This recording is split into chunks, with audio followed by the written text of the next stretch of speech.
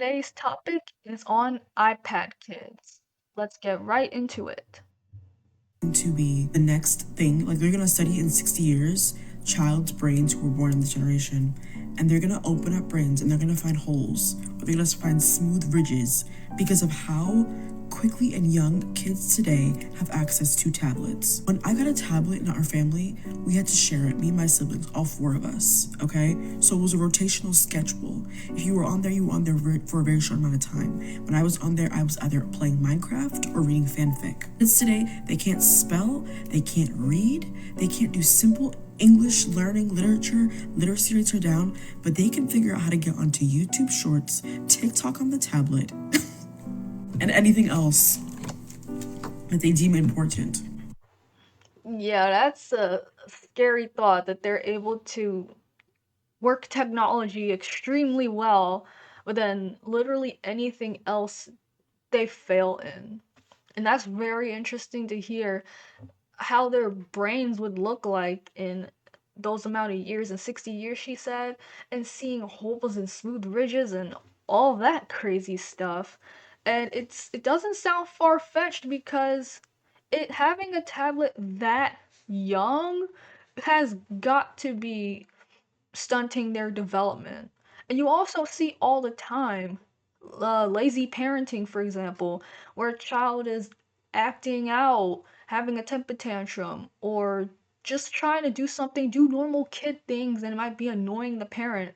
And instead of parent actually being a parent, being present with that child, they just throw a screen in their face, and the child is not doing anything else but just being glued in the tablet. And it's basically they're being raised by the tablet more than their parents.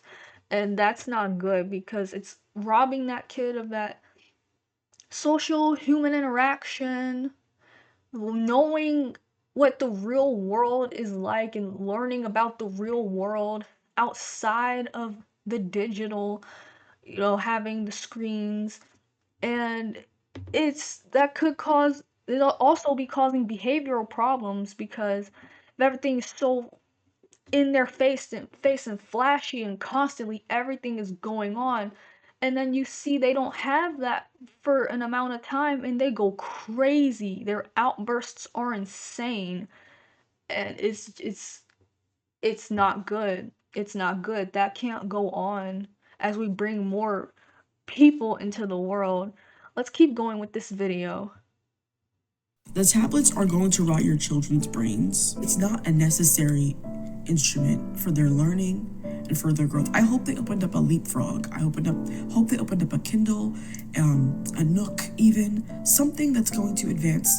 Like, so there's some toys and things that you get on Christmas that it's like this clearly isn't for the your development, betterment, whatever. But a tablet, please refrain from getting that in the year of 2026. Let's leave that in this year because the children are getting dumber. And the tablet is not going to raise your child or teach them how to grow. So please, teach them, please.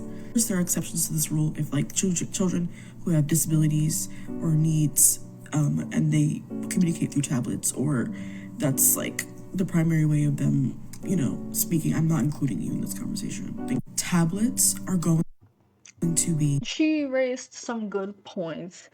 And, everything needs moderation, right?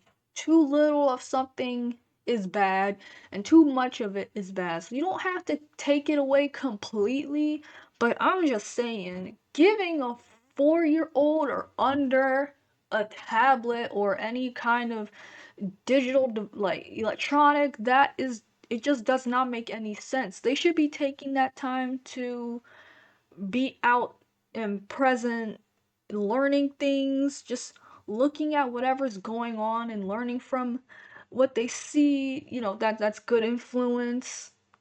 Making childhood memories that they could look back on and remember and have fond memories on. The parents should be teaching them things in a way that's fun and engaging so they have that attention span growing and they're getting smarter. But no, instead screens are just thrown at them from very early on, which I don't know why. Why was that it just became a trend or something where the parents just got them things super early. You know, when we were younger, we would get some toys. You know, if we'd play on an older relative's phone for some time. And then even if we didn't have the phone anymore, it wasn't a big deal. We just kept doing things that were present in real life. And nowadays, it seems like kids are hooked to these screens. They just can't get off of it. And they're so deep in that now if a parent tries to do the right thing, it's going to be a big withdrawal. That kid is going to be throwing a fit for weeks, or like, you know, just however long until they start to recuperate and gain their brain back from it being filled with all the stuff that goes on the screen. So that's why it's just very important to stop this, because this is the future. And there's no way the future can come up with such a poor foundation. You know, anything with bad structure at the bottom, the rest is gonna fall. So let's take a look at this next video right here. Okay. Children raised as iPad kids have only one future. And the reason why is not what you think. When children rely on screens to regulate their emotions, refuse to eat or sit still without a device, and treat the iPad like a vital organ, these children typically share three common traits. First, they never learn to self-soothe. They'll scream the moment the screen turns off because they have no internal tools to handle boredom. Second, they turn on their parents instantly, showing aggressive withdrawal symptoms when the Wi-Fi cuts out. Third, they are completely overstimulated. They take real-world interactions for granted because reality isn't as fast-paced as their feed. Don't be afraid of your child's boredom. Only by taking these steps, they will eventually regain their ability to focus. First, learn when to take the device away. Stop negotiating for more time. And don't use screens as a silencer for their tantrums. Second, stop being their entertainment director. You need to let them see that boredom is actually the birthplace of creativity. Third, when they say they hate you for taking it, don't lower yourself to bargain with an addict. What children can't access 24/7 always becomes a privilege they respect. Fourth, That is good advice with the what he just said. It's also, yeah, being bored, it's necessary to be bored. Because when the noise is gone and it's just you and your thoughts, your brain's capable of creating many ideas and thinking new things, and those things could be brought to life and be good for the betterment of the world. You know, boredom allows you peace and clarity, allows you to think, it allows you to brainstorm ideas, and that is inherently making you smarter and more creative. So kids of today are being robbed of that because their brain is always completely filled with what's in front of them, and it's not even the reality that's in front of them, it's the screens in front of them. So that's also good reason, you know, don't just throw the iPad or the tablets or whatever they're giving the kids so early, because they don't even have a chance to do that. That's taking away development of the brain. And also, he was right about that second part. If you have something all the time, you're not going to appreciate it. That's why these kids also have these big screaming tantrums and withdrawals, because they have it all the time and they're used to having it. Then when it's finally taken away, for example, if people are trying to eat a dinner and the family is trying to eat, they take that away, it's a mess, you know? So let's get on with this other stuff he's going to say. focus on modeling the behavior. Let go of your own phone dependency and live your own life with presence. When your child sees you scrolling, the more you enable them, the deeper their addiction becomes.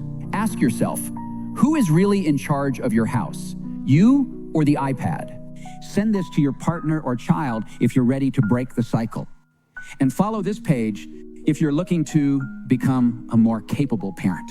Children raised. This message should be pushed out. It should.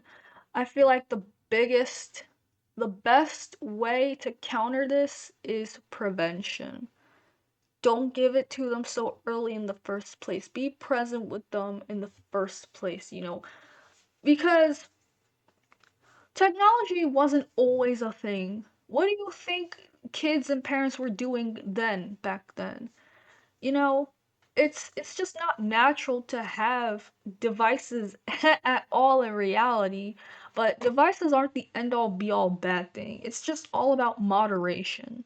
So if parents start doing what this guy proposed, I guarantee the kid will grow far healthier, and that child will thank the parents. I'm very sure. Because kids can't read, they have a hard time socializing, they can't think for themselves. It's attention spans are at an all-time low. It's just really bad. And in this world, this day and age, you need to be as equipped as possible. Stuff can hit the fan and you're not prepared for it, but at least you had a greater chance. And there's no way you could have a chance if your whole life was just being an iPad kid. I hope you guys enjoyed this video. Please be sure to like, share, and subscribe if you enjoyed hearing our perspectives, and we'd love to hear what you guys have to say in the comments below. We appreciate having you guys, and take care and have a good one.